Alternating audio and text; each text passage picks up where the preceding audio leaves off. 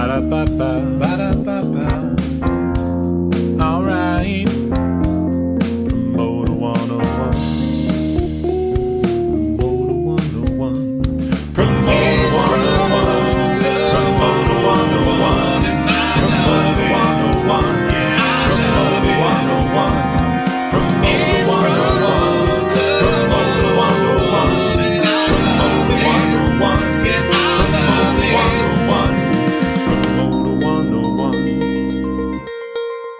Hi, this is Heath Miller. Becca Leifer. Ed Mike Cohn. Derek Dimmenstein. Jason Kupperman. Jason Miller. John Schur. Marcia Vlasic. Mike Fruitman. Ricardo Bacco. Peter Schwartz. Nick Storch. I'm on Promoter 101. Promoter 101. I'm on Promoter 101.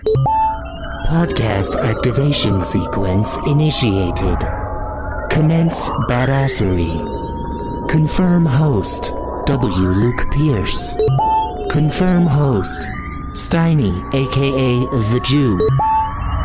Podcast takeoff in T-minus 5, 4, 3, 2, 1. Welcome to Promoter 101. Wow, episode 87. Thank everybody that listens to the podcast. Can't believe we made it here already. How you doing, Luke? I'm doing fantastic, Dan. Finally back in Nashville after a couple weeks of travels. Very excited to kick off episode 87 of Promoter 101 this week. We've got a great episode, including interviews with NS2's Darin Lashinsky. We got Glastonbury's Ben Challis, and 3 questions from the Ready Room's Colin O'Brien. Looking forward to getting into it. And we'll break down the news of the week. Hey, this is Mike Luganbill from Straight No Chaser, and you're listening to Promoter 101 with Dan Steinberg and Luke Pierce. Do you want us to visit your town? Let us know. We'll record the podcast from your college, dorm room, a conference, your office. We'll do it at the latrine at your military base. Whatever. Invite us to your retreat. We'll come hang out with our listeners. We love hanging out with you guys. Dan, you've got a scheduled appearance July 24th, just a couple weeks away now. Yeah, I'll be at IAVM. It's going to be hanging out with The Rock, Riley O'Connor. Zink going to be there with us, Ralph James, Brian Hill. It's going to be a good time, man. Want to tell us something? Just reach out. Hit us at steiny@promoter101.net. Shoot us an email that hit both Dan and I. We'd love to hear from you. Follow us on Twitter, Luke's W. Luke Pierce. I'm the Jew. The show is Promoters 101 and now Promoter 101. So you can go with the plural or you can just go with the regular. Either way, it's awesome. We got both Twitter handles now.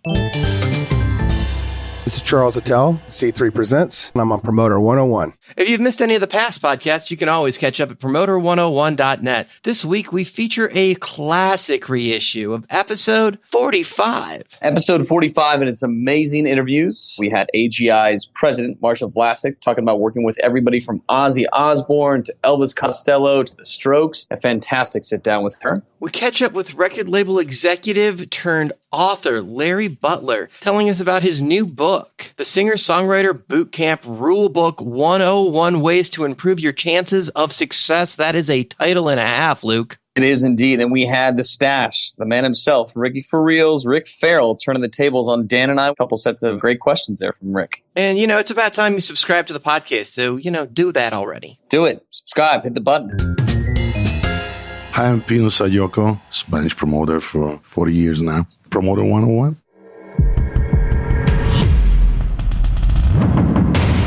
News of the week. It's time for some news of the week, Dan, and I know this might feel like ancient news to some, but I feel like we didn't necessarily get to cover or discuss some of the follow-up of Ticketfly's hack, now entering in its 3rd week since the cyber incident on May 31st, and they are still reeling from that watershed incident of a cyber attack. It's definitely the largest I could ever remember in the ticketing world, and latest we've got from Ticketfly is the Ticketfly app for iPhone is close to coming back online. That's as of yesterday, as we're recording this podcast on Thursday afternoon. But what we still know very little about was the cause, the method of that attack. Ticketfly hired some serious cyber and forensic experts to investigate the attack, and the dominating theory going around online is that the hacker found some vulnerability in the 400 to 500 WordPress-based sites that Ticketfly operates on behalf of their clients. Now, your partner, Jason Zink, and his company, Sherpa Concerts, was a Ticketfly client or is a Ticketfly client, and I'm pretty sure sure they offered up a website for you. So 2 questions. Can you walk us through why there were so many people with WordPress-based sites that were given to them by Ticketfly? What was that deal like? And do we know for sure that we should be blaming Jason Zink's website for this outage 2 weeks ago?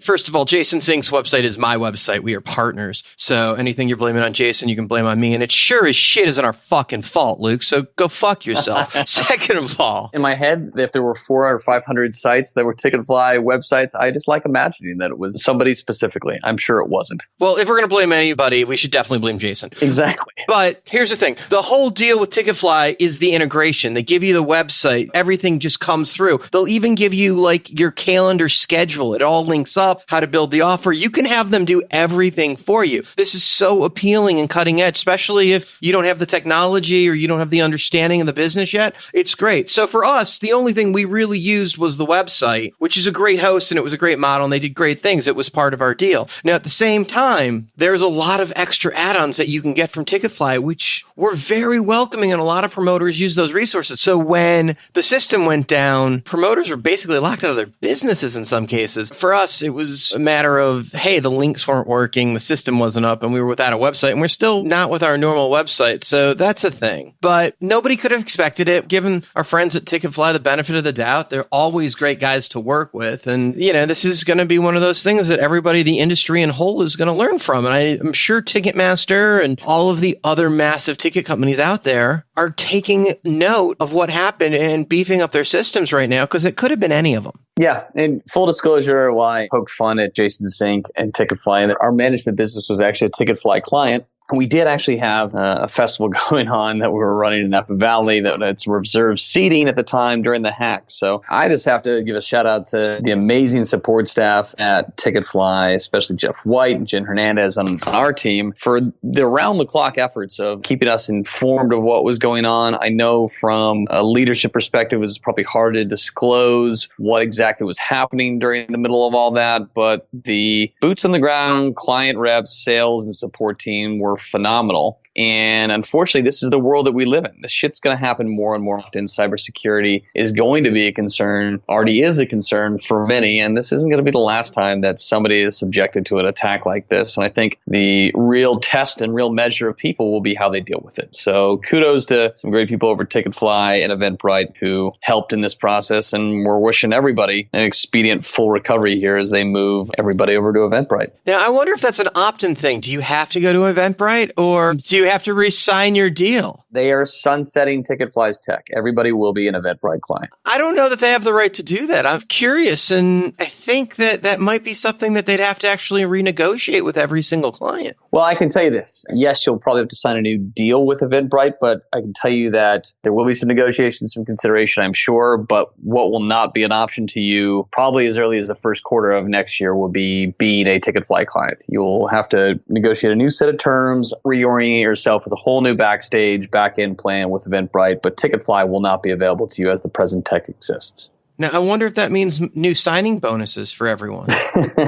I guess we should have Sarah Mertz and Jeff White on here to talk about it. Fuck that. I want to talk to Andrew about this. Let's find out if they're writing checks. Holy shit. What could this cost? Like switching everybody over and bribing them all to stay, essentially. It's probably worth the conversation. As a promoter, you got to be looking at, a 20-pound steak hanging around your Ticketfly/Eventbrite's rep's neck at this point, I want more than a fucking steak. Me too. All right, well, that's enough Ticketfly. I mean, fucking who gives a shit, right? Let's move on. StubHub is going to court, Luke. The secondary giant was denied a dismissal by a California judge on a lawsuit over an issue of trip pricing. It's the practice of not showing the fees until the end of the checkout process. Fans hop online, see a low price, and then make it to checkout and find out it's 20 or 30% more. So it's basically a bait and switch kind of thing, essentially. And God, it's just so bad to hear scalpers having to fucking defend themselves in court. I really feel for them, Luke, let me tell you.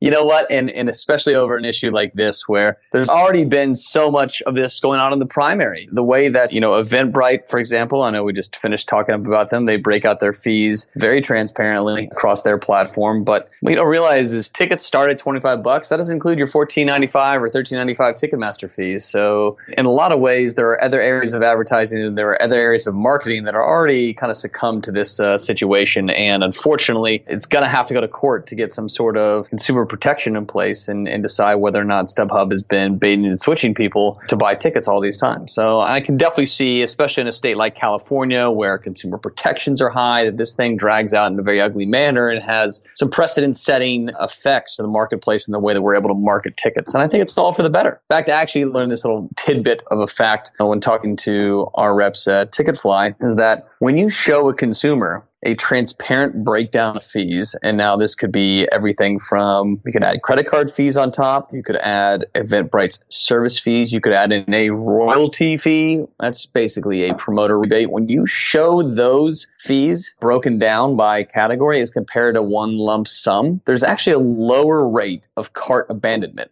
that consumers prefer that kind of transparency. Now, I'm not sure how promoters are going to be about putting royalty/rebates out there into the world for people. That's not going to be something that's going to fly. But when the consumer looks at it, they see those numbers broken out transparently, there's less likely of people leaving the cart and buying a ticket. Pandora has announced a partnership with Snap. Pandora will become the exclusive streaming partner of Snap's platform for developers. That's it for News of the Week.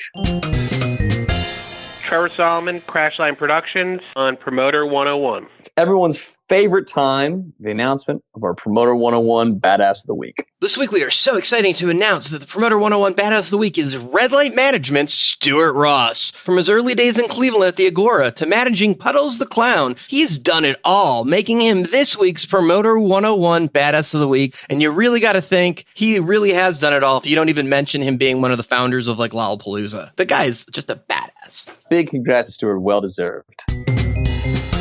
My name's Carl Layton Pope, and I'm on Promoter 101. In our feature interview this week, we've got NS2's big dog, CEO and founder, National Shows 2, Mr. Darin Lashinsky. Welcome to the podcast. Thank you, Dan. So you got to be the first promoter in history to be a sequel promoter, or would it be a tribute promoter, as the name of your company is National Shows 2, out of respect for your father's company, National Shows? Absolutely, yes. I mean, it is technically a sequel, but it's ultimately a tribute to National Shows, a company that my father, Philip Lashinsky, and his twin brother, Gary Lashinsky, started in the late 60s, early 70s. You grew up in the business. Your father was a legendary promoter. You were breeded to promote, so to speak. It wasn't something that I expected to do, quite honestly. Yes, I was around my dad's office as a kid and concerts from, honestly, before I can remember, but really somewhere in the neighborhood of 6, 7, 8, 9 years old at shows and hanging out in his office, listening to records on headphones and asking lots of questions, bugging people in the office. So I spent basically, I used to call it, my summers were rock and roll summer camp. I would leave Los Angeles, where I lived with my mom and my sister, and go to Charleston, West Virginia, and spend somewhere in the neighborhood of a month to 2 months hanging out at his office and going to shows all over the Southeast with him. We were joking before, right before we started, that college degrees and GPAs don't play much into trying to buy shows. Nobody's asked for your GPA when you're buying those first couple shows.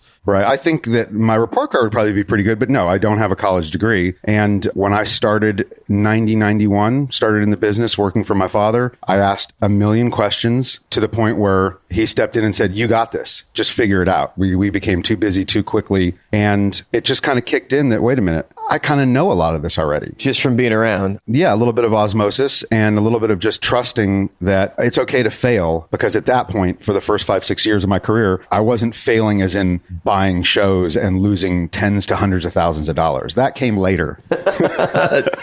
You worked for your dad for a while. At some point, you wound up at Outback? Correct. First 5, 6 years of my career, I worked with my father. He became ill, and we were in Nashville, Tennessee, and he moved back to Florida, where my younger sister lives, for the last 2 years of his life. At that point, I was literally in an apartment in Nashville, still working with him, just me and my dogs, and kind of looked around and said, I'm too young. I haven't been in the business that long. I need some inspiration. And being on the phone with him throughout the day wasn't enough inspiration. And quite honestly, at that point, he was happy just doing enough to kind of survive. And I'm going, there's a whole business out there that I want to go tackle. So somewhere along the way, we were paired up with Mike Smartack to co-promote Leanne Rimes shows. It ended up being Charleston, West Virginia, and I believe maybe Morgantown, West Virginia. And we started having daily conversations. We hit it off. We really liked each other. He invited me over to his office. It was himself and his wife, and that was it. He asked me to produce a Jeff Foxworthy fan club show at Municipal Auditorium in Nashville. I did absolutely nothing, but I was there because everything had already been done. And the relationship just kind of blossomed from there. It was a really tough transition to have to tell my father, thanks for everything, but I'm moving on. That was ugly. Yeah, I got to imagine that'd be a hard path, but career-wise, it was probably that right step of figuring out what else can you learn.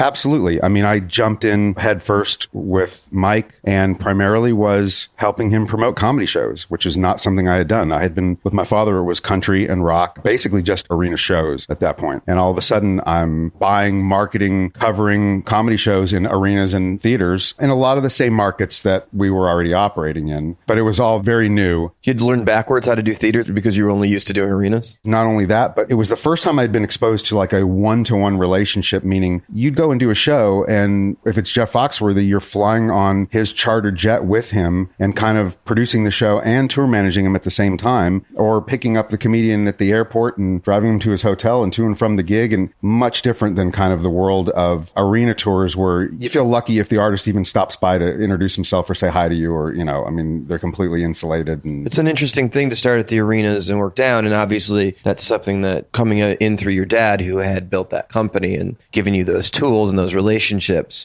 Whereas now you would start in the clubs and you would work your way into the ballrooms and theaters and the arenas. It would be a much different organic path had you come into the business without that relationship and learning through your dad. Through the course of my career, I've met a lot of men and women who their story is that they started out promoting club shows for 25 people on, you know, a shoestring budget. And that has never been my reality. And probably to this day, club shows, I see the value, of course, in developing a relationship and the A&R side of identifying acts at an early level and growing with them. But yeah, I started with major arena shows working for my father. So who were some of those early acts that you were doing? When I first started with him, it was a lot of country. That was what brought him to Nashville. He lived in Florida, called me and said, hey, there's something going on. It was like 1990. At the time, we were doing Vince Gill and Brooks and Dunn, and I'm talking about 20 shows a year in arenas around kind of the Midwest and Southeast. And then it was Aerosmith. We did a bunch of those shows. The time, the early 90s, rock business in arenas was kind of drying up a bit because you had more of alternative music, and we really struggled at that point. There was never a moment where we had like Red Hot Chili Peppers or Soundgarden or Alice in Chains or Pearl Jam playing Knoxville or Charleston, West Virginia or Roanoke, Virginia or any of those markets. That, I think, was his first kind of light bulb moment was, hey, he was seeing the trend in rock music, the downward trend and the upward trend in country, and thought there's something here. I need to build a team bigger than just himself. He literally was a one-man shop in Florida doing 30, 40 shows a year. And that turned into almost overnight, 100 to 200 shows a year. It's a lot of volume when you're talking about arena business. The marketing involved in an arena show is not just put it in the strip ad and do some social media. Each one of those shows are marketed individually. And so that's a serious load.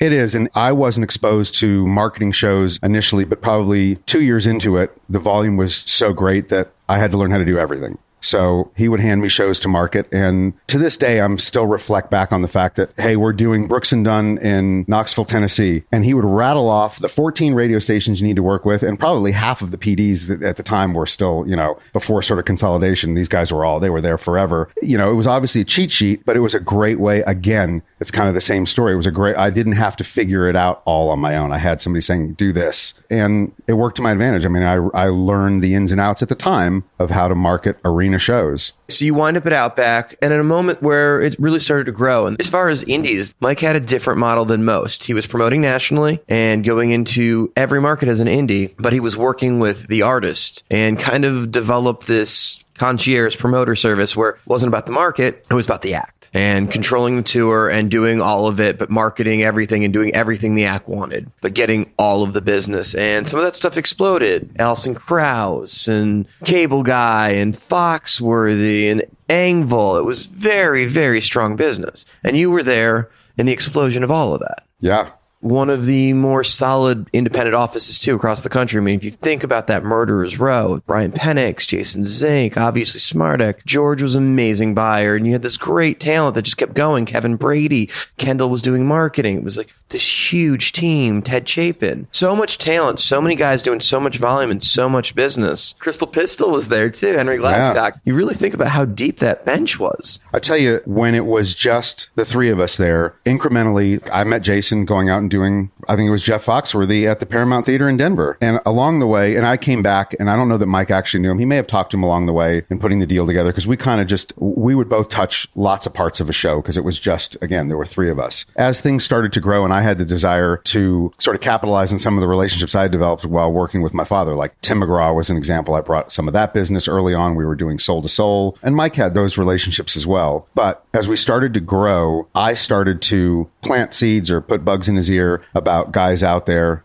that we should consider bringing on. David Lauer, who is still his production manager, was a guy that actually worked for my father and I as a marketing director. And I was on the phone with him advancing a show. He was working for Olympia Entertainment, and called SmartAct right after I hung up with him and said, we need a production manager. I know this guy. He's at Olympia Entertainment. He's producing shows at Joe Louis Arena and the Fox Theater. There were a lot of those stories along the way where I had a big input in the people that we brought in, some of which I had nothing to do with, but a lot of them I did. When we were building our company, there were bits and pieces that we stole from the Outback model. I love the idea of working with the act in a lot of places. Mike's model had it where the buyer went out, produced the show, marketed the show, and was part of every part of it. I think that you can't be everything to everyone. I like the assembly line set up in the Ford Platt kind of way, where whoever's doing marketing is marketing all the shows for this artist in as many markets as possible. And it shouldn't really be the talent buyer's job. The talent buyer should be cutting the deal with the artist and the venue and the ticketing company, and then moving on to the next date and maybe settling it because you got the deal. But like the idea of going to every show and producing it yourself and like being at the venue instead of buying, it's like I thought something got lost. You can't specialize in everything.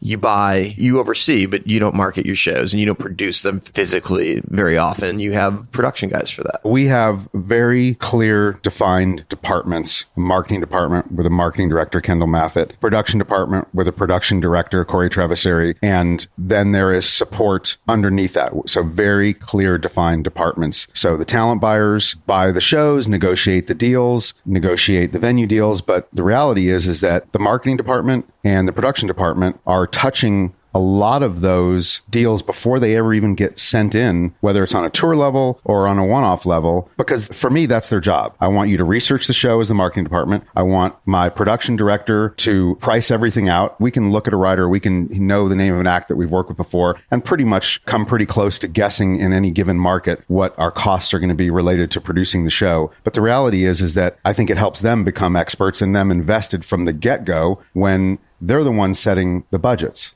Who am I to set a marketing budget? I know I'll come pretty close to the right number, but I'd rather have the person who's marketing the show tell me what they need in any given market to spend on a show. Outback had a really big moment that went on for about 5 years, give or take, where all the comedians were huge and Down from the Mountain was big and Allison was killing it. And then Jam came in and bought part of the company and everybody's doing a lot of good business, and Outback's still doing their comedy thing, but it's kind of come back to earth and they're not the it boy anymore. But you have been able to launch off of that pad into your own company, and that's where NS2 came to the picture. Yeah. And I would say that launching pad, it was an opportunity to kind of do whatever we wanted to do. So you had myself and Henry and Jason and Damien, to a certain degree, creating our own path, especially me. I mean, I had a team, and then Brian Penix became part of that team. They either worked independently or they work with me or they work with a combination with Mike's bookings also. But there was a point where for years it was described as a business within a business. So there was a lot of opportunity, and probably out of just hands-off approach, which I understand. Looking back, it's like you're making a guy a lot of money, being very successful. Don't fuck with it.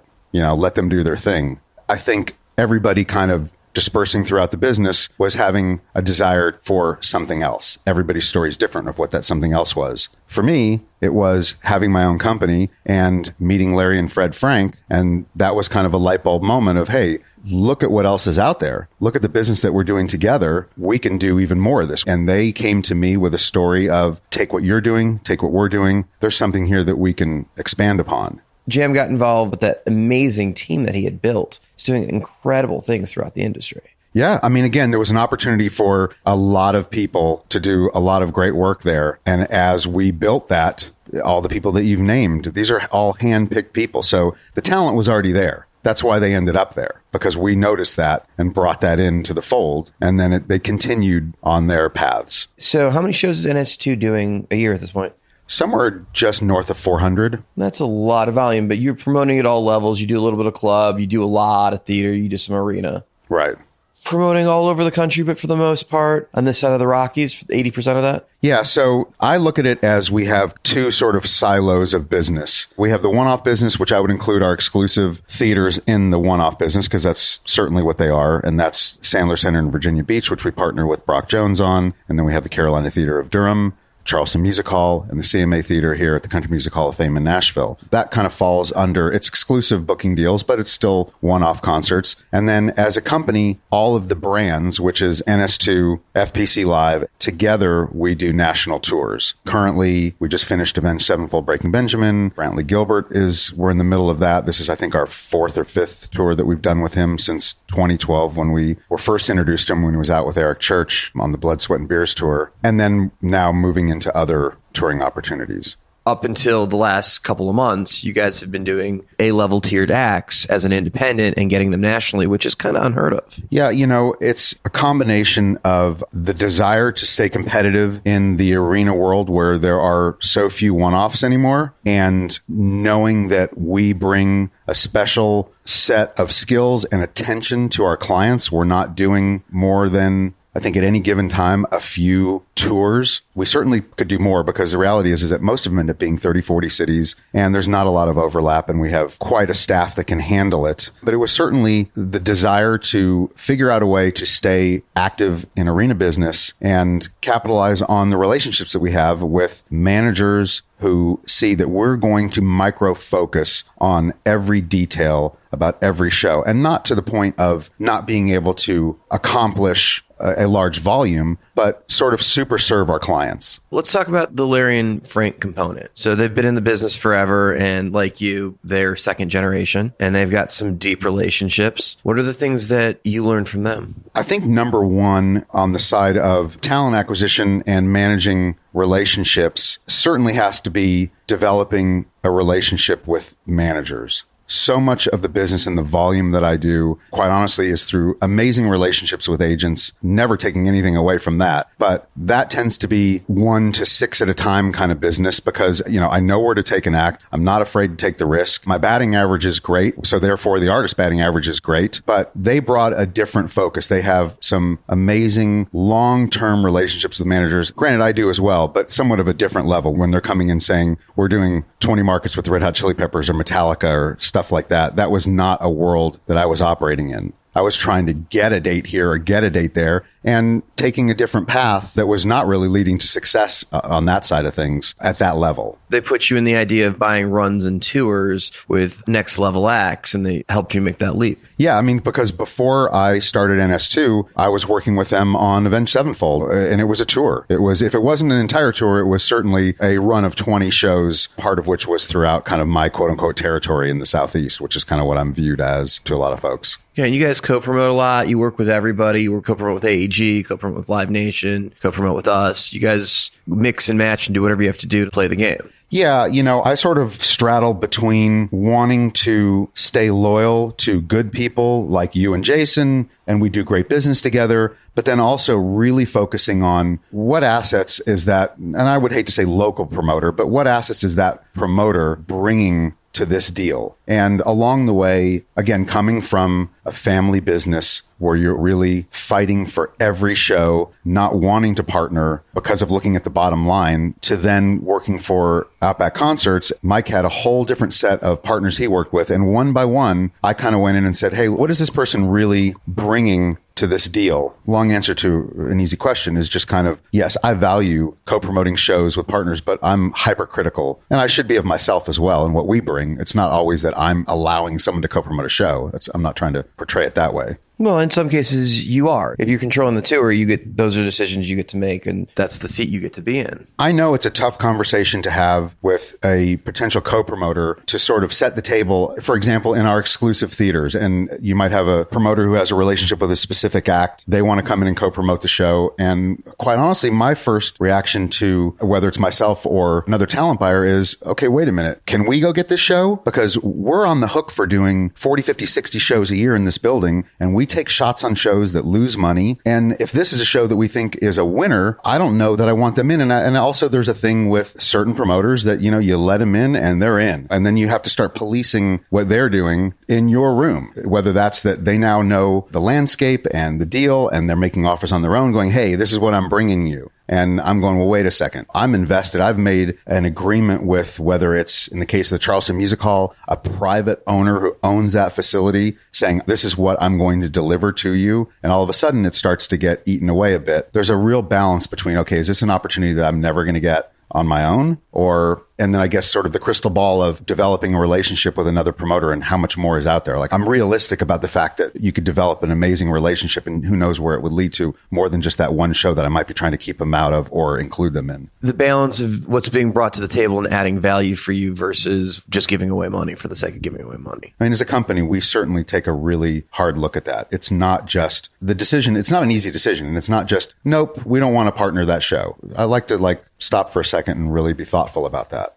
How often do you say no? Is that like a weekly thing or is that a monthly thing? You mean to co-promoting shows? Yeah. Does that come up a lot? I don't know that it comes up a lot. I mean, just depends on what you're working on. It's really hard for me, quite honestly, to just flat out tell an agent, I don't want to work with them. It's really hard. So I'm trying to find some redeeming quality. If inside I'm going, I really don't want to do this, I'm trying to find, and that may be they bring a level of marketing because of a database or their social media followers, that I'm trying to find a reason to convince myself that it's a good thing to do. Our marketing teams are very integrated. We do a lot of shows together and we market shows pretty similar. I mean, we all got our roots from the same place. So it's not that hard to figure out how it all led in the same direction. So I don't worry about that in the same way. Well, one simple word with that, trust.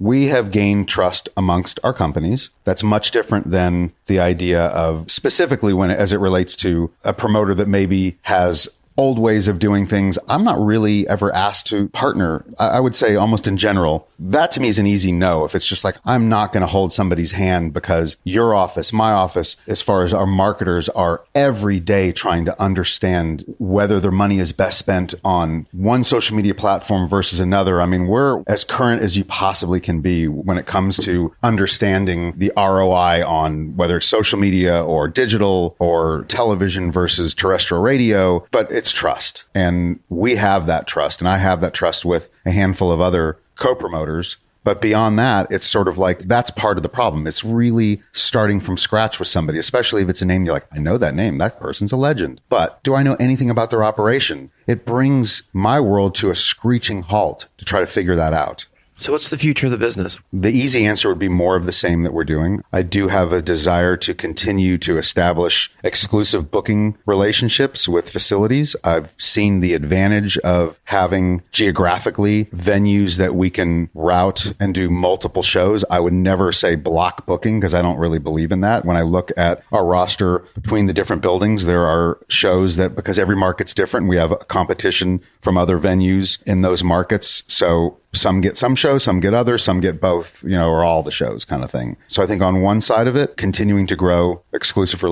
booking relationships with facilities. I have a real strong desire to continue to develop touring relationships in addition to what we're already working on. And that becomes right now the secondary kind of daily activity, because I have to manage a company and a team and manage the volume that we currently have. And we talk about this a lot, the idea of finding that next touring project, whether it's at theater level or arena level, it's not going to fall in our lap. And I tend to raise the bar really high and want to find something that no one else is thinking about, or find it before anybody else does.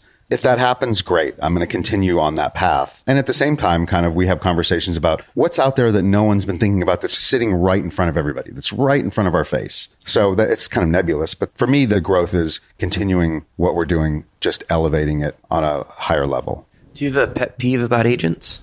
I work with a hand-picked group of people that I love working with. So, I mean, it's kind of silly to say my pet peeve is if I don't get enough time with them on the phone, because it tends to be most of the business is on the phone. For me, I prefer that. The dirty little secret is obviously we all have more to do than we probably should. So you can be up in the middle of the night emailing folks. But the reality is that I like to spend as much time as I can on the phone. I'm a talker. I feel like sometimes you can get to a point in a conversation where you're like, man, we've just been shooting the shit, et cetera. And then in that last 5 minutes of a conversation, something great comes out of it because you gave yourself the room to talk about your personal life, talk about bullshit, that has nothing to do with, I need you to get this hold and make this offer. So I guess a pet peeve would be, it's more idealistic. I would like to have more time to kind of let things breathe a bit and really have meaningful conversations because they tend to lead somewhere versus the boom, boom, boom, boom, boom kind of run and gun that our days typically are.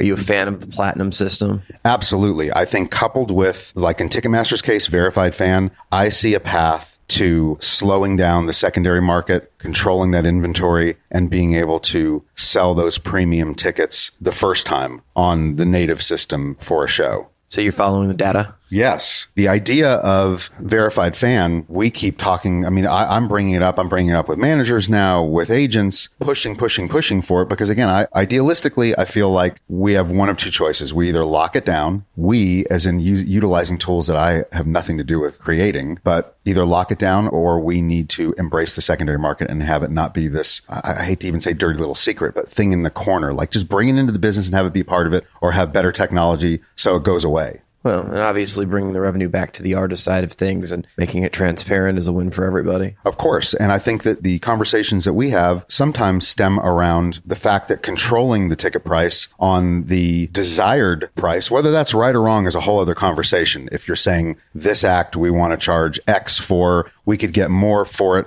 The reality is that if somebody goes out on the secondary market and pays 3 times face value or more, or even 2 times face value for that ticket, it's a different experience for them. It may be a one and done situation. And with a developing artist or a newer artist that maybe has been through a market once or twice, I don't want to think that somebody paid 3 times face value and they're like, check that box. I've seen that artist. I'm not coming back. When maybe if it was at the price that we set it at, they're coming back year after year as long as that artist is still interesting to them and still creating music that they want to come and experience live. As the promoter, do you care if somebody's helping you share some of that burden of risk? Whether they sell it or don't sell it, they're buying it and they're taking your risk away. Where's the problem there? Well, I think the problem is that in some cases, there's no real way of knowing what the true demand for an artist is because I don't know what indicators the secondary market is using to gobble up all the tickets. And from one act to another, I mean, it's peaks and valleys. And well, why is this? If you were to lose on a show that's not selling, but you're able to reduce your loss because Scalper picked up some tickets, I'm guessing you don't mind in that particular case that they help carry the burden, right? See, I don't think that's real. In any world, I mean, that may be an exception, but I don't think that's the rule. If I'm doing a show at any level that is a loser, there's a good chance that the secondary market has intel to tell them they're not going to go gobble up a bunch of tickets for that show. That's not sustainable. They're not adding to the bottom line and going, oh boy, I'm glad that we sold, $10,000 worth of tickets on the secondary market. Now come to think of it, because boy, that saved my ass. I don't believe that that's real. Do you have any insight or advice for young promoters coming up? I think one, you have to be willing to work really fucking hard. I see a lot of people getting into the business who are looking at success and not asking questions about how they got there, not asking how hard it was, how, lack of sleep, identifying that this person doesn't bitch about a single thing that they're asked to do. I think you should look at the leaders in the business and say, I'm going to take that fucking person's job, but understand that there's a lot of hours and hard work that goes into that. And the advice in that is?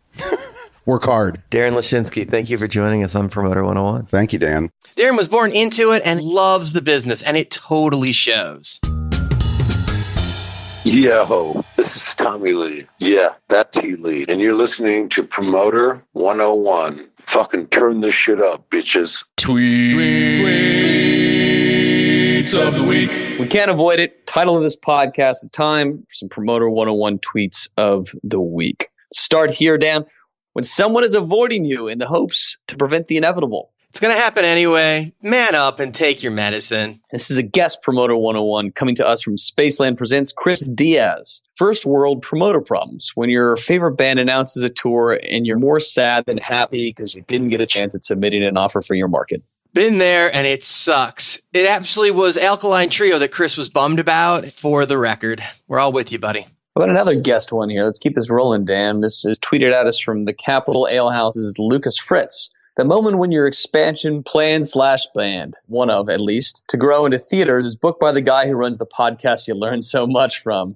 Hashtag teacher remains the teacher at the Jew. Sorry, brother. I didn't know you wanted this one, but let's keep communicating and talking, and happy to treat you to the show if you want to go, man. So glad you reached out, though. When you learn about show updates on social media because a co-promoter fails to keep you in the loop. Funny thing about this one is it happened in 2 different markets on 2 different shows with 2 different people, completely different acts, different partners within 10 minutes. Could have been either of them. Deserved for both of them. That'll do it for Promoter 101 tweets. Make sure you keep up with Dan on Twitter. He's at the Jew. Hi, I'm Michael Yerke from Live Nation. I'm the president of talent for House of Blues Entertainment, and you're here at Promoter 101. It's time once again for our favorite segment, 3 questions. This is when a listener comes on and asks me and Luke any 3 questions they'd like. The only catch is we don't know the questions in advance. From the Ready Room, Colin O'Brien. What do you got for us on 3 questions today, buddy? Okay, working for a small independent club, I kind of focused my questions on that, and I think that's where you got your start too, if I understand correctly. And I wanted to know what skill that you developed then do you think has served you most throughout your career, continues to today, did so then? What's the biggest lesson you learned in your early small club days? Rolling up into a fetal position quickly and protecting my head. You know, it's a service industry, and I think ego doesn't serve you well ever. So working hard and always delivering quickly and living up to your word no matter what that costs you. People don't remember the people that do their jobs. People just remember the people that are fuck-ups. So more often than not, it's just like they're running the check for, is that guy someone that's on the fuck you list? Okay, no, cool, no problems. All right, nobody's raising their hand or bitching. Like, let's move forward and do business with him. But that's what you got to worry about in this industry is people that don't like you. People that don't know you or don't care about you are usually your best allies when it comes to pulling something off. Like, yeah, I don't have a problem with him. It's the best thing you could hope for. Like, that's the goal. I mean, every once in a while, you get those guys that have gold stars. Like, he's amazing. But for the most part, this is an industry of just, you're not on somebody's fuck you list. That's the goal, to stay off that list. Don't burn those bridges. It's a pretty good goal. St. Louis is a pretty robust market. There's like a lot of different venues, and I feel like I'm always reading more and more about the bigger companies like Live Nation and AEG doing more and more at those smaller cap, smaller club levels. I mean, business is fine for us, and it seems like St. Louis is doing a lot of stuff, but do you think that as those bigger companies move more into those smaller shows, there's going to still be a place for the small indie club into the future? We've had Michael Rapino on the podcast, and he's talked to this directly, that it doesn't matter how much conglomeration you have and how much more the big guys are doing on the smaller level, there's always going to be a place for the independent and the entrepreneurs. It's just such a big business. Since people can start doing this in their garage, you got garage bands with somebody's wife promoting their first gig or being their manager until, you know, that first thing happens and something really breaks on. There is room for everyone at a certain level, and in some cases, you've got independent promoters promoting stadium acts now. You see at Atlanta, the Foo Fighters were promoted by, Rival, and you see that show is also done in DC by Seth. You can promote at that level if you've got the skills and the relationships to carry you there. So absolutely, there's a space in this place for independents, and not to toot our own horn, but Emporium does a couple shows a year too. This next one is, what is something that you consistently see small indie clubs doing really well, maybe better than the bigger people? And what's one thing maybe you think that they could learn from some of those other people to improve? And if you have some that come to mind, maybe give a shout out to some clubs you think are especially killing it. So what I find the little clubs do the best is flyering and making use of free marketing like social media, Twitter, Facebook, what have you, the postings you can do for free. On the same hand, I find they're investing in marketing really, really lackluster. So when it comes to buying ads in social media and really maximizing your resources with a small investment, I seem to find a lot of them to be super cheap in investing into that world. And that's where development comes from, is investing early and really getting the word out. A little bit of money can go a long way in getting past all the other white noise of what else is in the market. If we're going to give credit to someone that does it right, I think Nederlander Concerts, Jamie Loeb's team, does it amazingly well. As far as a club goes, I think the Brooklyn Bowl is just the gold standard for how marketing can be done. Also, the Truman in Kansas City and Exit In guys in Nashville do a great job with that as well. So check out thereadyroom.com to see what Colin's working on. And thank you so much for joining us on 3 Questions, Colin. Yeah, it was my pleasure. Thanks for having me. Colin seems to be on the move up. Keep an eye peeled for him. Herman Sherman, Live Nation Belgium, Promoter 101. For our next interview, we're joined by Glastonbury Festival's in-house counsel, Ben Challis. welcome to the podcast. Thank you very much. Thank you very much indeed. So you have an interesting, very professional job in the industry, but you work for one of the biggest brands in all of entertainment and certainly one of the biggest festivals out there. Yep. I took an unusual career path as a lawyer, but I'd always been interested in music. So I was in a punk rock band when I was 16. We did okay. And then I went to university and bizarrely studied law, which was quite a shift for a little punk with bleached blonde hair and earrings. Studied law at university, and that's why I ended up as a lawyer, obviously. But so instead of objections, you'd be like, oi, oi? No, oi was different. Actually, funny enough, in this country, oi was a hard right skinhead movement. I came to the business because I'd finished my postgraduate and I was about to be called to the bar as a barrister. That's my professional qualification. So it's one half of the British legal profession are called barristers. The other half, or the other 9/10 are called solicitors. You get the wig with that? I'm entitled to wear a wig. Of course I am. I don't, but I'm entitled to, yes. I don't possess one. I'll be quite honest about that. I've never needed one because I've never worked in court. I've always worked, in effect, in-house. Is that actually a thing? If you go into court, you have to do that? Not in all the courts now. It used to be in any court, you'd have to wear your gown, your robe and your wig. Now you would still wear it in the High Court and I think the Crown Court, our senior courts. But I don't, because I don't work like that. But I went to work in the music industry, so I did that by chance, really. I mean, I've been a social secretary of the entertainment office of my university. So many people you've interviewed will have been a social secretary or an entertainment officer from the UK. Because that's how you got in the business. Harvey Goldsmith was one. So Pete Wilson from 3A was a Rob Stringer, same year as me, social secretary in London. And obviously I met a few people in the industry through that, mostly agents, booking agents. I had a 400 capacity and a 200 capacity venue in London at King's College London in the Strand. Quite nice to have. I did that for a year, went back, finished my degree, did my postgraduate, passed my bar finals, my major law exams. And I was sitting at home decorating my then girlfriend's flat when the phone rang, and it was a guy I'd met through the Students' Union who said, "Are you looking for work?" And I actually said, "No, I'm not. I'm painting my girlfriend's flat, and then I'm going to become a barrister, work in court." And he said, "Well, it's a guy called Harvey Goldsmith. Do you know who he is?" I went, "Yep." "When's the interview?" He said, "Can you go now?" I said, "Today?" "Yes, now." So I put on my sort of polyvicose black suit. That's all I could afford in those days. And a white shirt and a tie. Jumped on the tube and went to Harvey's office, met Harvey and his partner, then partner. And I came on board not to be a lawyer. I came on board to do research into the Docklands Arena, which we were then building, since been knocked down. Did that for 3 months and rather enjoyed it. Didn't go to Live Aid because I decided it was more important to go and look at pedestrian flows in a leisure centre. But at the end of my 3 months, the last day at my leaving party, Harvey's then partner walked up to me and said, "Why are you leaving?" I said, "Well, I have a 3-month contract and it's expired." He said, "Oh, we want you to be our lawyer." Because they'd worked out I was qualified. I'd actually got qualified in the middle of all this. And the day I was being called to the bar, that's what it's called. You wear your robes and you're introduced by judges and called to the bar by a senior judge. I was going to a meeting with Harvey and Ed, and it was a scorching hot summer's day in London. And I was wearing a 3-piece black suit, the same polyvicose black suit, and a black tie and a white wing collar shirt, which was really painful. Pomp and circumstance. Pomp and circumstance. I remember Harvey looking at me and walking past me in the corridor and just shaking his head, thinking, what is this? They call me the student.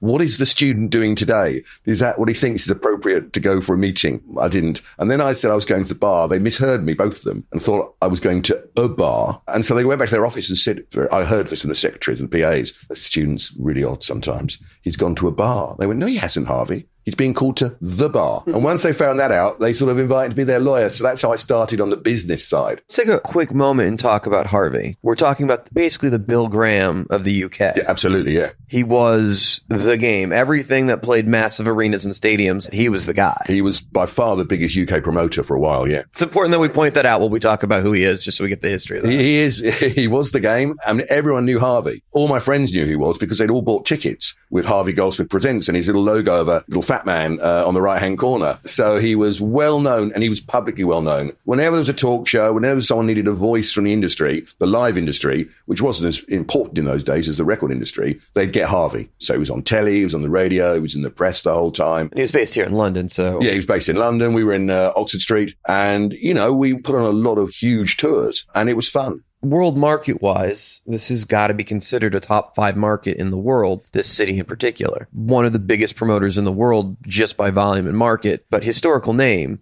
Epic. Absolutely, yeah. I think everyone still knows Harvey, to be honest. Everyone knows Harvey at IMC. He's one of those legends now who've been there, done it, and in some ways sort of invented part of the business. Yeah, he used to be very vocal at Polestar when I was coming up, but he doesn't cross over as much anymore. You don't hear him yelling in the back of the room that we're all mad. Yeah, I had probably my biggest disagreement publicly with Harvey on a stage at, I think, ILMC 3. I was his lawyer. I've been there about a year, probably. Or 2 years. I've been there 2 years, I think. And we were talking about Europe, which is very topical in this country now. And there was an MEP, a member of European Parliament, on the panel, me, Harvey, and somebody else. And he was sort of saying, yeah, but I don't give a F about European law. It shouldn't apply here. And he was going on. And I understood a lot of what he was saying. It's illogical. It's not designed for this country. We're very different. It's one size fits all. It shouldn't apply here or in France or Germany. And I had to say, well, Harvey, that may be right politically, but this is a debate about our industry. And in our industry, European law applies, like it applies to all sectors. We may not like what's being applied to our sector, but that's a political issue.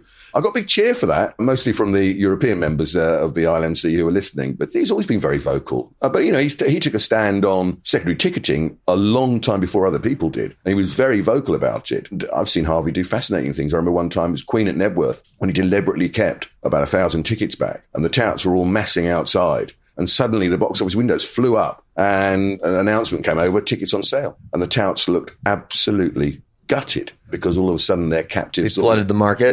We flooded the market. And, that took balls to do because otherwise that would have been 1,000 tickets that he had to eat, which in the deals Queen did, that would have been a major mistake. That really was ballsy. So I went to work for Harvey, which was a baptism of fire because I knew so little. I mean, I said I'd been a social secretary in an entertainment office for a year, so I'd seen booking contracts, I'd seen performance contracts. I knew very little else apart from academic law and what I'd read in books. You couldn't learn about copyright at university in those days. They didn't teach it. You couldn't learn about trademark law. They didn't teach it. I went into work for Harvey and I had to learn on the job because at those stages, Harvey had already developed his business. So he had a film division and a TV division. I wasn't really involved in the film division to start with, but I was involved in the TV division, which was doing live concerts, which Harvey promoted. So we worked with one of the independent TV companies in the UK to put concerts together. And I learned. I just had to learn on the job, as I think a lot of people did in those days. Make it till you make it. Well, yeah. I mean, it's a good way to learn. Weirdly, I had because of my background being in a band, I actually sort of understood the process of making TV programs. I knew a little bit about technology, so I could sort of understand some of the words, but I'd have to go and ask the producer saying, what's a pneumatic tape? What's a 1-inch tape? What does this mean? Well, I understand what sort of, 35 mil is because I've seen that in books, but what are all these technical terms I'm being given? But I learned, and it was a fantastic education at Harvey's. Let's sidestep back to your band for a second. How big did the band get? Was it a hobby band, or did you guys actually tour and make an album? Well, that's very interesting you say that. So we were a punk rock band. We were moderately successful. We were called the Ignorants, spelt wrongly. That's ironic. Ironic. Yeah, we thought it was very clever. And we almost got signed. So we were going to sign to a guy called Miles Copeland, who had a label called Step Forward. And then IRS. Yes, indeed. Stuart Copeland, his brother, used to come down to Kent, where I come from, to Graveney Village Hall and work with us. And a guy called Glenn Tilbrook from Squeeze would come down. They both worked with us. Glenn produced our demos. I've never heard Stuart Copeland be described as Miles's brother. Usually it starts off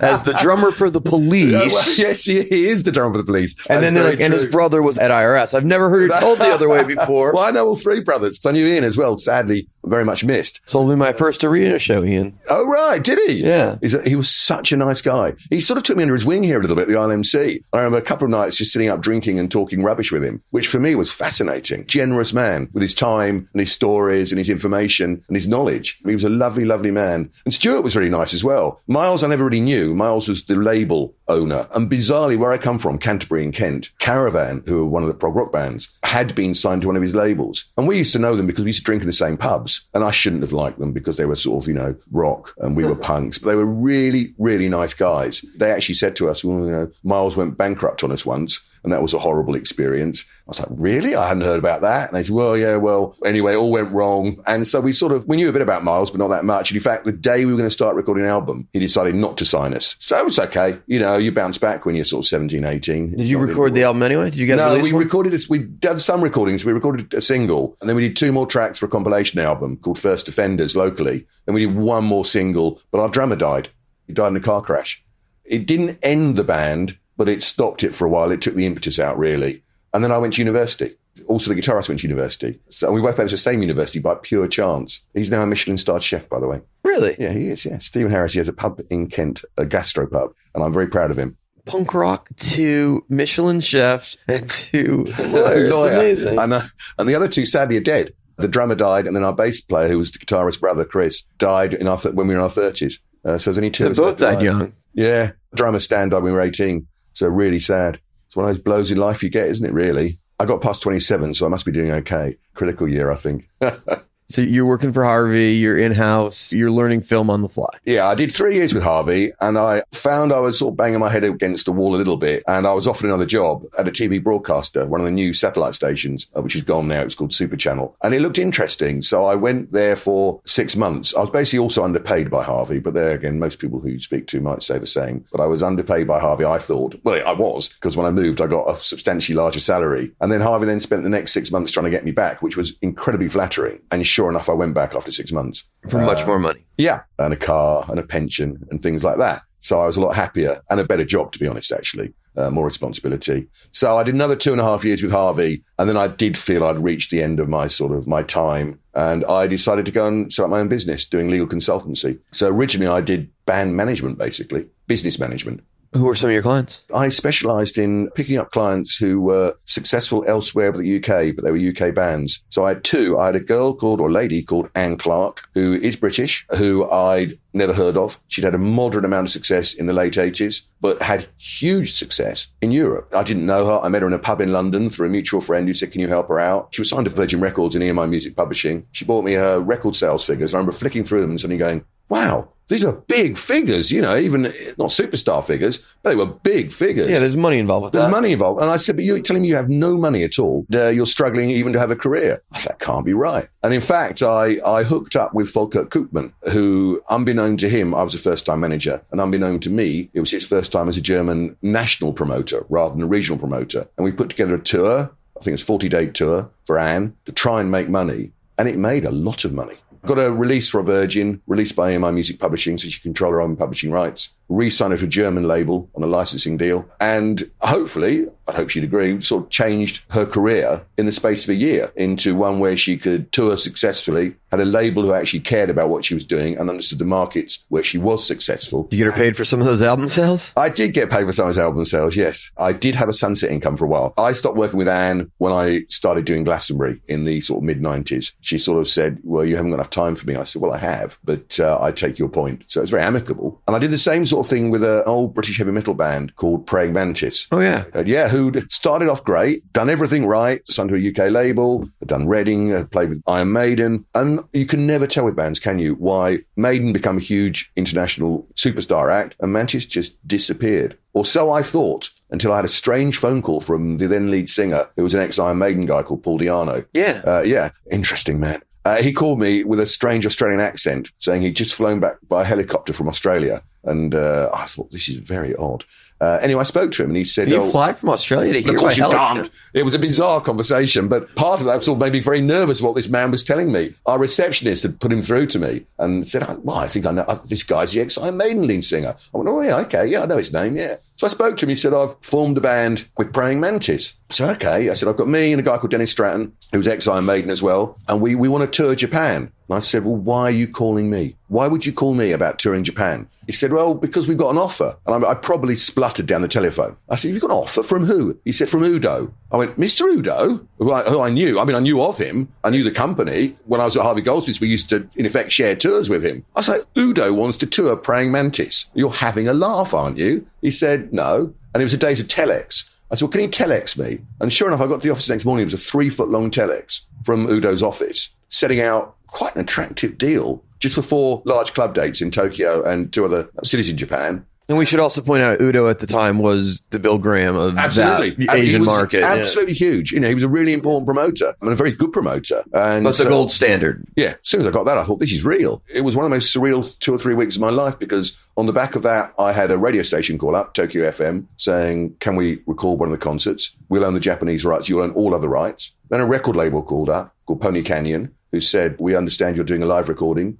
Can we release it? And then a music publisher called up, Burn Music called up and said, we're a music publisher. Can we be the publisher for your new live album? All offering advances, all offering support. And you just were the hub for everyone to call in. I can take no credit apart from picking the phone up. It's genius. And tweaking some of the deals. I had no idea how big Praying Mantis were in Japan. I don't think the band were aware either. They just didn't know. I think I felt like a bit of a king, to be honest. As I rang the band up to say, yeah, got you another advance for a record deal. They go, really? As if I was some sort of whiz kid who'd sort of created this amazing... I'm sure maybe you painted it that way a little bit. I may have embellished the truth slightly to put myself in a better light, Dan. Yeah, I may have done, yeah. That's great management right there. Yeah, I thought so, yeah. And I actually worked with them for a number of years, over a number of albums, and it was a good time. So they're my main two clients I had at the time. Both made money, so it was quite a good little business I had. And then Glastonbury came along. Of the things America has stolen from Europe, rock and roll, The Who, the Stones, the Beatles, and festivals. Before there was a Palooza, before there was Coachella, before there was ACL, you guys have been doing festivals for years. And the big daddy of them all is Glastonbury. Well, you did have Woodstock, which predates Glastonbury, but it always appeared to be a bit of a one-off, really. I know there were subsequent Woodstocks, but they never Yeah, I think if you wait 25 years to do a second of anything, you can't really consider it a sequel. No, but Michael had put on first Glastonbury in 1970. It looks very, I've seen, footage from it and I've heard stories from it, but it was a brilliant thing to do. He was a farmer with a farm who decided to put on a rock festival and give away free milk and charge £1. And it worked. It sort of worked. And he did one the next year. Well, he didn't do it himself. Arabella Churchill and a guy called Andrew Kerr did it. Arabella was Winston Churchill's granddaughter. They did it. And I think that lost money. And then Michael had quite a long break before he put the next one on. Already when it started, it appeared to be iconic. It was called the Pilton Pop Party in the first year, and then it swapped to Glastonbury. It's not actually in Glastonbury. It's 7 miles from Glastonbury. That's the nearest town, small town. And once he got going, again in the 80s, he just kept going and built it into this behemoth it is now, but it's much loved and very respected, I hope, behemoth. Getting tickets for this is amazing. Just to show the demand for this particular event, you have to sign up for the lottery and then be lucky enough to have the option to buy the tickets once you win the lottery. And then, and only then, they announce the lineup after it's well sold out. Oh, well, yeah. So we have over 1 million people on our database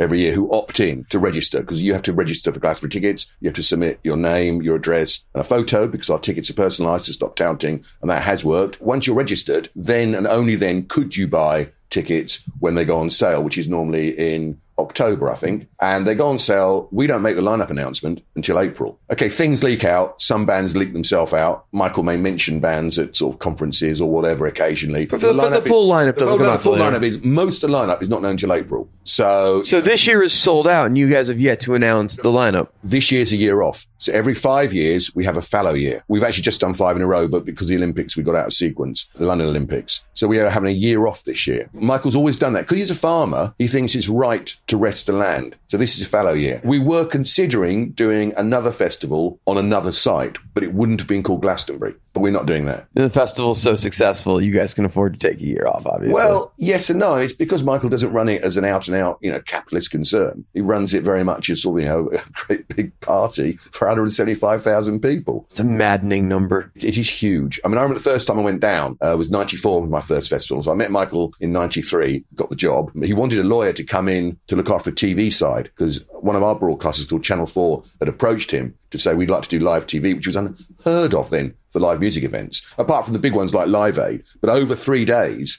no one had ever done anything like it. And they said they wanted to do it. Because I'd worked with Harvey on live TV, it was the same company we used to work with there that had been booked to provide the facilities and the technical staff and the director and the producers, and they knew me. So they recommended me to Michael, who apparently said that's like the poacher recommending a new gamekeeper to go and work for the estate. That's a very British analogy, But I'm gonna have to wrap my mind around that one. Yeah. So it's like, why would I listen to anyone you recommend? He's meant to be negotiating against you or with you. But I went to see Michael. I think the thing impressed him most, he kept calling me a London lawyer, and I pointed out I didn't live in London about 8 times. I used to live in Cambridgeshire. It wasn't a small holding, but I had an orchard. I kept chickens. And he seemed very impressed by the fact I kept chickens. The reason I knew I got the job was at the end of our sort of hour and a half of bizarre driving around the farm, including a short, brief spell where he went water divining to find a hidden underground pipe. Do you know what water divining is? No. You have like a copper rod, a Y-shaped rod, and people with the gift can locate water underground. Yeah, I was equally as confused with what was going on. I am puzzled. Yeah, There's no way that Michael staged that for my benefit. No way at all. He had one of his farm workers standing on a manhole, which they didn't know where it was. And there was a pipe running somewhere to another manhole cover, and they couldn't find the other manhole cover. So Michael walked around with his copper rod and finally stopped. I think it's here. And the farm worker walked from the manhole he was on in a straight line past Michael and kept walking and went around 100 yards and said, yeah, got it. I'm standing in this field thinking this is the most bizarre job interview I've ever had in my life. And then at the end of it, he said, well, next time you come down, bring me some eggs down. I'll give you some milk. As I drove back, I thought, hey, I might have got this job. The buzz on it's amazing. I mean, even the industry has a hard time getting tickets. It's such a massively big and cool thing. I think it's also important for the business. Because if you're a touring act, let's say you're Beyonce, which is the year after Jay-Z had done it, because she was absolutely fantastic. And I think she knew if she came and did Glastonbury, you've only got to do Glastonbury if you want to make a really important impact in the UK. Send a shockwave through the media pool. Absolutely. Because you will get national TV, national radio, all the press are there. Everybody is there and everyone's watching you. And the clever acts and most acts, when they come to Glastonbury, put on a really good show. It's rare acts don't put on a good show. We've had a couple who thought you just got it completely wrong, but almost everyone comes to Glastonbury and they just somehow, like Spinal Tap, they turn the volume to 11. Extraordinary show. They're playing to impress the other bands and the coolest fans in the world. Yeah, they are, yeah. The pyramid stage itself is iconic. It's a bizarre idea, having a pyramid-shaped stage, but why not? It's just an amazing festival. It's also huge. First time I went down, I said in 94, I was staying on a farm overlooking the site. And I remember waking up in the morning, I got there in the evening. I'd been down the month before and seen the bill going on, which gives you an idea. I remember it was, I think, the Tuesday and the festival starts on a Friday, so it basically started. I remember looking over and thinking, oh my fucking hell, this is enormous. And it was half the size then it is now. It's a truly extraordinary place. When Jay-Z came down, they had a Radio 1, BBC Radio 1 DJ on the bus with Jay-Z's band. And they drive along saying, so this is Glastonbury? And the driver's going, yes, that's right, sir. It's just started here. Okay, and about 2 minutes later, this is Glastonbury as well? Yes, sir, that's right. It's still Glastonbury. Fucking hell, man, is this still Glastonbury? They're driving along the A road beside and they finally got to the gate and go, fuck, it's enormous, man. You know, it's huge. The site itself, without the car parks and the glamping and the bits off-site, the inside the perimeter fence is a mile across, about 3/4 mile deep and a mile across. But then there's a sort of mile each side of car parks, coach parks, camper van camping. It's huge. You know, when it's muddy, and we do get mud about every 3 years, people think it's every year, it's not. Your legs ache if you have to walk from stage to stage, which I do. Golf carts and everything else aside, when you're walking the fields of these festivals, you do 13 to 20 miles a day, literally. Absolutely. You walk miles and miles. So I don't wear Wellington boots because I've seen people wear Wellington boots and seen them stake their legs and feet are in later on. So I wear walking boots. And if it's muddy, I wear gaiters to keep my feet and legs as dry as possible. Thick socks. I look like I'm going on a hiking holiday somewhere. When the festival is in session and you're running from stage to stage, what's your responsibility that day? I know it's all hands on deck when festival's going on. Everyone that works is involved with many things. It should be nothing. If I've done my job right, it should be nothing because my work is before the festival and after the festival. But of course, nothing ever happens like that. This is live rock and roll. Yeah, it's live rock and roll. So of course things happen. So I work very closely with the BBC. So I'm titled the executive producer for Glastonbury. And there are 2 BBC executive producers. In effect, they run the show. It's their production for the UK, but I always have an eye on the international market as well. We do distribute the programme around the world. We go to VH1 in America still. But I'm thinking about what will, well, that's great. That could be great for Japanese TV or whatever else I'm thinking about. And so I'm working with the BBC and they now cover 6 stages live. So it's a big operation. And then I need to talk to stages themselves to make sure they're happy.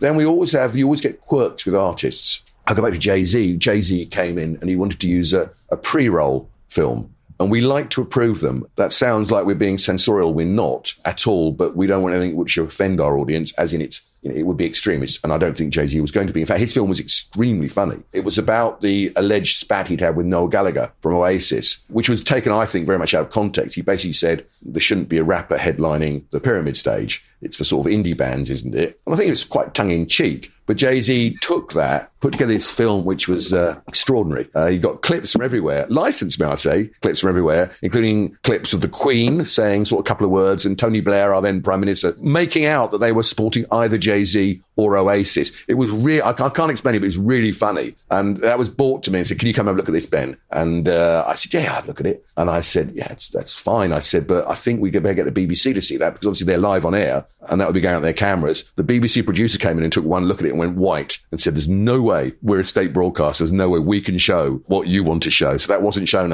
It was shown, but it wasn't shown on the TV. They worked around it. And I had another pre-roll, which was a band called Neon. It was bare-breasted women thrusting pistons, women eating chocolate flakes. It was pretty raunchy, but I was actually asked as a lawyer, is that obscene in law? I said, no, absolutely, that's not obscene in law. They said, all right, well, now take off your lawyer hat, Ben. I was with the deputy director of the festival. As a member of the Glastonbury management team, do you think it's appropriate to show that? And the band were playing at 4:00 in the afternoon on our other stage, second biggest stage. I said, well, we are an adult festival. We have about 20,000 children there. I said, but you know what? My view has always been they can turn round. If their parents are that offended by it, I said, it's not. It is risque, and it might be perceived to be sexist. I said, it's not obscene, and I don't want to be censorial. I said, but there's one thing I must say, and it's the same point with Jay-Z. I said, if you put that on air, if you put it on your screens, the BBC will turn their cameras off. The minute it starts, they'll turn it, and they may not turn them back on again, because the risk is you'll do it again during the set. And one of the band actually said, I told you he'd say that, which I thought was quite funny, so I didn't show it. So you get little things like that crop up. A lot of it is just, it's the same, it's schmoozing, it's the same as everyone in the industry does, making sure everything's running right, minding the store. It continues to be a more and more sought out festival. It's one of those things that the people that go to festivals around the world, it's their Kilimanjaro. They got to go to Glastonbury. Yeah, it's bucket list, isn't it, really? There's a few now. I work with the European Festivals Association, Europe, so I'm their lawyer as well. So they got Roskilde, which is probably the European equivalent. But now you've got new festivals in Eastern Europe. What was Eastern Europe? It's not now. It's Central Europe, really, like Ziget in Hungary and Exit in Serbia. And they're becoming pretty important events in their own right as well. Well, they're very important events in their own right. With your law background, what is the one piece of advice that you give people that they need to do, that they need to know about law, that they need to think about when they're in business? Well, that's a difficult question. I was talking to a band, and I do get asked about bands. The one example I always use is you have to decide at an early stage whether or not to buy a van or get a trademark for your band's name, because you are a brand. You, a band, you are a brand. And if One Direction can not realize there's an American band of the same name, or Little Mix not realize that it was a band already called Rhythmix, there are other problems around the world. We had that Suede had to be called the London Suede in America. If you don't own your name, or you can't own your name, you've got a major problem going forwards. It doesn't matter if you're not successful. No one will ever know. But if you are successful, you will have a major issue coming up at some point if you don't own your name. Ben, I want to thank you so much for sharing some wisdom and talking to us. Quite all right. A legal eagle in the biz that seems to know exactly where he's going. You just gotta love Ben, and goddamn, Glastonbury is just the coolest of all festivals. Jim Glancy, Barry Presents on Promoter 101. Birthdays this week. We're joined by our special guest and our editor. Connor's on the podcast, filling in for Luke right now. Celebrating birthdays the week of June 15 to 21, 2018. Friday the 15th, David Geller. Yes, David Geller, it's your birthday. You've made that very clear on Facebook. Everybody knows it. We all love you. Happy fucking birthday, dude. Stuart Galbraith, Michael Chugg, John David, and Jeff Goodman. And David Geller, it's his birthday. He wants you to know David Geller's birthday is Friday the 15th. Saturday, Marissa Flynn, Howard Zuckerman, Steve Cook, and Kevin Shivers. Sunday, Bruce Garfield, Desiree Wellen from my office, Pete Olson, Matt Pike, Jerry Ross. Monday, Brian Hill, Larry Webman, Nikki Wheeler Prince, Andrew Simon. The 19th, Tuesday, Anthony Lopez and Jason Miller. Wednesday, Sam Kinkin, Trevor Solomon, Ethan Levinson, and Ariel Hyatt. Thursday the 21st, Steve Cotter, Lucas Keller, and Mark Norman from AEG Global. Happy birthday to everybody from the gang at Promoter 101, especially manager David Geller, whose birthday is on Friday the 15th. This is Meg White from ICM, and you're listening to Promoter 101. That's it for episode 87 of Promoter 101. We hope you enjoyed it. If you have some feedback, we want to hear from you. Write us a review on iTunes or email us at steiny@promoter101.net. The quote of the week comes to us from Bob Dylan. I consider myself a poet first and a musician second. We're back next week with a brand new episode of Promoter 101. That's episode 88 with Silverback Artist Management's John Phillips and Live Nation Spain's Pino Sagliocco. Thanks, everyone. Until next week, wishing you sold-out shows for the week to come. Cheers. Hey everyone, this is Cindy Leinott, Kira Finkenberg, Patty Ann Tarleton, Whitney Bond, Amy Miller, John Holiday, Marcy Allen, Paula Palazzo, Becca Leifer, and you're listening to Promoter 101. Promoter 101. Promoter 101. And I'm on Promoter 101.